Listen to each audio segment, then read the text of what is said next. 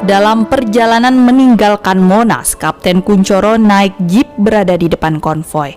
Begitu sampai di Cawang, konvoi segera saya minta berhenti. Saya bersama pengemudi masuk ke dalam kompleks pangkalan Angkatan Udara Halim Perdana Kusuma. Di sana saya diterima seorang kolonel, mungkin komandan pangkalan. Saya katakan, kami ingin menghadap pemimpin besar revolusi untuk minta petunjuk. Jawaban yang saya peroleh, pemimpin besar revolusi sudah tidak ada di sana. Setelah itu dengan sikap simpatik dia memberi saran agar pasukan kami diistirahatkan lebih dulu. Kemudian dia mengirim seorang perwira Auri sebagai penunjuk jalan. Akhirnya konvoi kami sampai di lapangan penerjunan Lubang Buaya arah barat daya landasan Halim, baru kami bisa istirahat.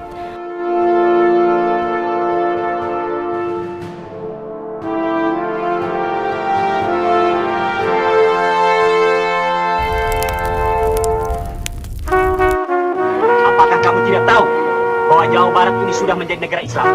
Pemerintah RI tetap bermaksud baik. Jawa Barat tetap wilayah RI.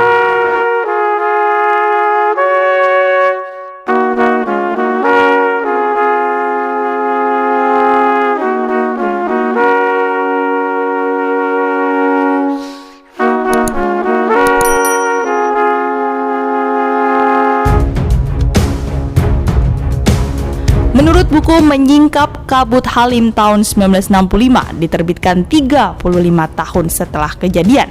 Kisah lengkapnya sebagai berikut. Sore itu pukul 16.30 tanggal 1 Oktober 1965, Kolonel Udara Wisnu Jayang Minardo, Komandan Pangkalan, melapor kepada Laksamana Omar Dhani tentang adanya informasi bahwa akan ada pasukan memasuki Pangkalan Udara Halim. Pasukan tersebut adalah Batalion 454 Para di bawah pimpinan Wakil Komandan Batalion Kapten Kunchoro. Mereka meminta tempat istirahat. Permintaan tersebut tentu saja ditolak dengan alasan Presiden sedang berada di Halim. Wisnu Jayang Minardo, Komandan Pangkalan Udara Halim tahun 97, menulis memoir. Dia melukiskan versinya. Pukul 16 saya mendapat laporan ada pasukan tidak dikenal akan memasuki Pangkalan Udara Halim. Mereka telah duduk-duduk di depan bioskop lama, terletak di depan rumah Komodor Susanto. Segera saya ke sana, tetapi di jalan dicegat oleh Kolonel Saelan. Wisnu, mengapa pasukan itu? Presiden sedang di sini, suruh mereka keluar. Saya langsung menghadap Laksamana Omar Dhani. Beliau memberi perintah, suruh mereka keluar. Saya tidak mau terjadi tembak-menembak. Wisnu menjawab, baik Panglima, perintah segera saya laksanakan. Dalam batin, Wisnu berkata pada dirinya, saya juga tidak mau ada pasukan asing masuk wilayah Halim. Pasukan PGT yang ada di sini meskipun hanya satu kompi sudah mempunyai konsinyesnya sendiri. Saya persilahkan mereka keluar. Walau dengan wajah kecewa, komandannya segera melaksanakan perintah saya. Dengan diantar seorang perwira pangkalan, mereka keluar dari Halim. Di luar penjagaan pos Pol AU, di tepi jalan dekat Kalimalang, mereka berhenti kemudian beristirahat. Pasukan tersebut diperintahkan keluar dari kompleks Pangkalan Udara, diarahkan menuju Jalan Jakarta Bypass di sekitar Kalimalang.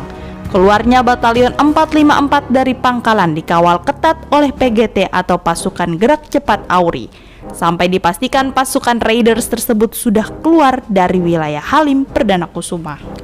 Menjelang pukul 20, dua kompion 454 Para berhasil memisahkan diri, kemudian melapor kepada Kolonel Infantri Wahono, Asisten 2 Operasi Kostrad.